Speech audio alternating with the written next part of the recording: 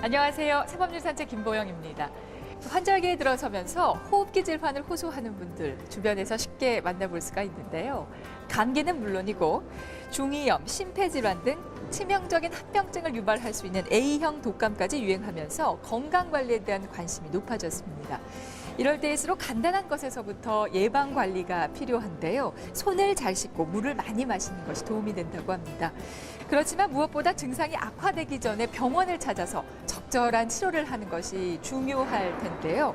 그런 의미에서 오늘 첫 코너 입법 전망대에서는 건강과 관련한 내용 준비했습니다. 지난 연말 국회에서는 의약품의 불법 리베이트 약제에 건강보호법 급여를 중단하는 국민건강보호법 개정안이 통과됐습니다. 관행적으로 퍼져 있는 의료계와 제약업계의 불법 리베이트를 근절하게 한 방안은 무엇인지 짚어보는 시간 마련했습니다.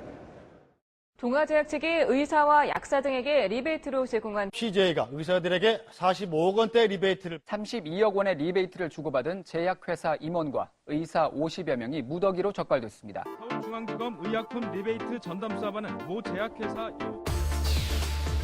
의료계와 제약업계의 오랜 관행으로 굳어진 리베이트. 리베이트는 의료기관이 가격 경쟁력이 있는 의약품보다 리베이트가 많이 제공되는 의약품을 처방하거나 구매하게 만들어 고가의 약 처방과 과잉 처방으로 이어질 수 있다는 단점이 있습니다. 이러한 문제를 규제하기 위해 지난 2010년 11월부터 리베이트 쌍벌제를 시행하고 있기도 한데요. 의약품과 의료기기의 판매 촉진을 목적으로 부당한 경제적 이익을 취득한 의사나 약사 또는 제약사와 의료기기 업체에 대한 처벌을 강화했습니다.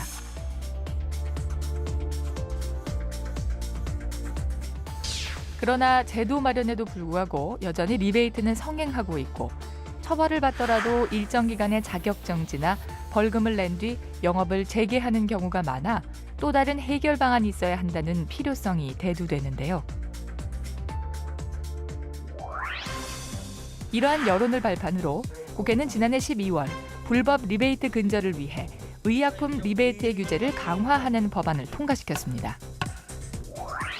그렇지만 쌍벌제에 이어 의약품 급여 규제까지 이루어진다면 영업활동에 영향을 줄 수 있다며 제약회사들은 우려를 표하고 있기도 한데요.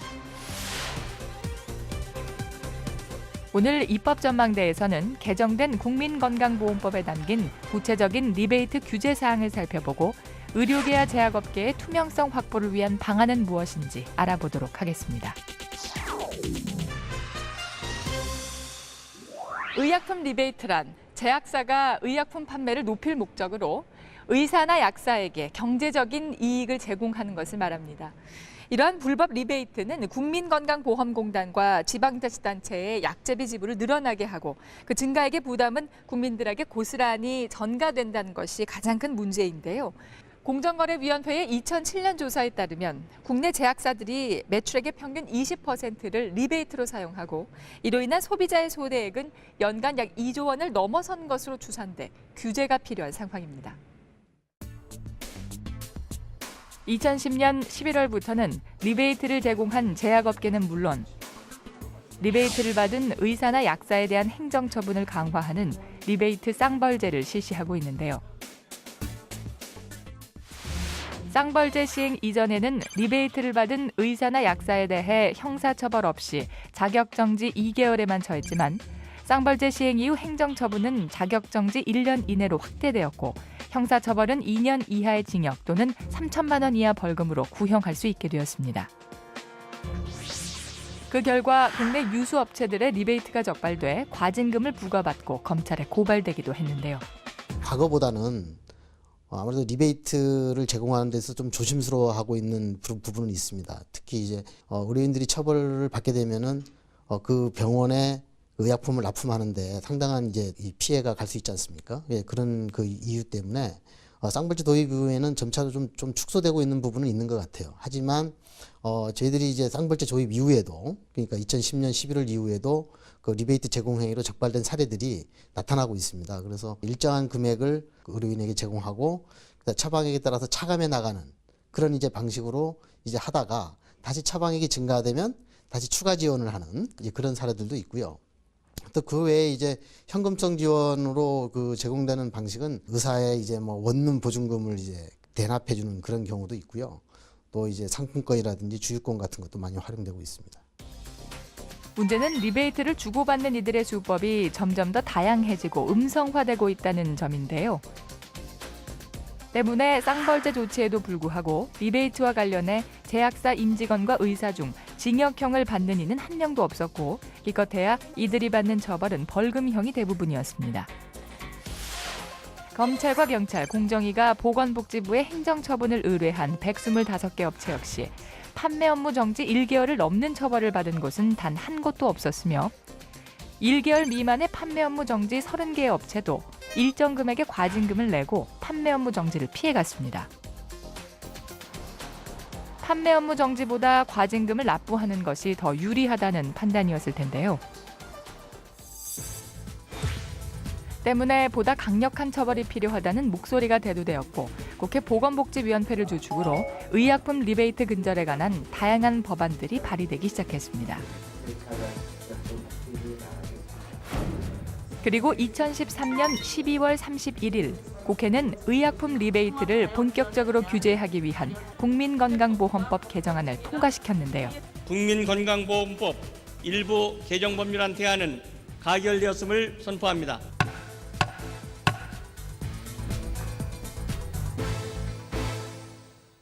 그 리베이트를 주고받은 그 제약회사 의료인들과 함께 처벌하는 사실 쌍벌제가 2011년 11월에 도입이 됐지만 그 이후에도 그 면허정지 또는 취소 처분을 받은 의료인은 현재 300명에 불과할 뿐입니다. 리베이트가 근절되지 않는 이유는 리베이트가 적발이 돼도 그 리베이트를 주고받은 해당 의약품이 시장에서 퇴출되지 않기 때문입니다. 그래서 이런 문제를 좀 해결하기 위해서 그 리베이트를 제공한 그 의약품은 건강보험 적용을 그 일정 기간 동안 좀 중지함으로써 그 기간 동안 1년 이내인데요. 시장에서 퇴출하는 국민건강보험법 개정안을 제출했습니다. 그리고 정부와 관련 단체 의견을 반영해서 작년 말에 본회의를 통과했고 이 개정안은 구체적인 시행령을 마련해서 이제 올해 7월 1일부터 시행할 예정입니다. 리베이트로 적발된 의약품의 건강보험 적용을 최대 1년까지 일시 정지시키고 같은 약이 2회 이상 적발되면 급여 목록에서 삭제하는 이른바 투아웃제를 실시한다는 것인데요. 전문의약품이 보험급여 목록에서 삭제되면 사실상 영업이 불가능해 리베이트 근절을 위한 강력한 방안이 될 것으로 전망하고 있습니다. 이번 법 통과로 제재 수위가 강화돼 리베이트는 불가피한 거래 관행이라는 인식을 없앨 수 있을 것으로 기대되는데요. 하지만 제약업계의 경우 리베이트 영업이 드러났을 때 제약사 의사를 함께 처벌하는 기존의 쌍벌제 조항과는 달리 이 법은 리베이트를 주는 제약사를 정조준하고 있기 때문에 제약업계에만 지나친 규제를 가하는 것이라며 우려를 표했던 것도 사실입니다. 특히 이번 법은 급여 정지와 급여 삭제로 투아웃제를 실시하지만 국내 실정상 급여 정지는 사실상의 퇴출에 맞먹는 조치라는 것인데요. 기존에 존재하고 있는 리베이트 쌍벌제라든가 또 공정거래위 조사라든가 세무조사라든가 또 심지어는 그 제약회사의 업무 정지 그런 부분들과 좀 중복되는 측면도 있고 좀 과도하다 이렇게 저희가 의견을 낸 적은 있거든요. 다만 거기에 대해서 여야 의원들이 국회에서 그 법을 이제 통과시켰고 어쩌면은 그걸 의약품 유통에 대한 어떤 국민적인 오히려 신뢰 회복의 계기로 삼자 그런 분위기도 있습니다. 개정안에는 예외 규정도 있는데요.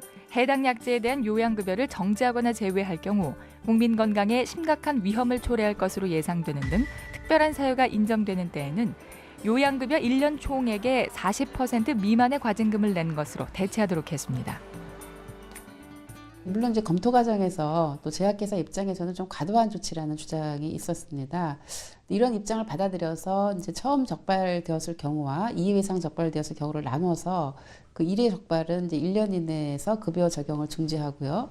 2회 이상 적발은 급여 삭제까지 가능하게 한 것입니다. 그래서 2회 이상 적발되었다 하더라도 위반 정도 등을 고려해서 그 요양급여에서 제외할지를 결정하는 것이고 또 이런 요양급여의 적용 정지나 제외의 기준은 대통령령으로 정하도록 되어 있습니다. 그래서 아마 보건복지부가 그 법 개정의 취지를 반영을 해서 또 실효성을 담보할 수 있는 그런 시행령을 준비해야 된다고 생각합니다. 한편으로는 어디까지가 영업행위이고 어디까지가 불법 리베이트인지 증명하기가 쉽지 않다는 문제도 있는데요. 실제로 쌍벌제 수사에서 검경과 국세청, 식약처 등에서 행정처벌을 통보하거나 의뢰한 수는 2013년 8월 기준 8천여 건이 넘지만 실제 리베이트를 확인한 것은 250여 건에 불과합니다. 그마저도 자료가 명확하지 않다는 것이 수사의 걸림돌로 작용했는데요.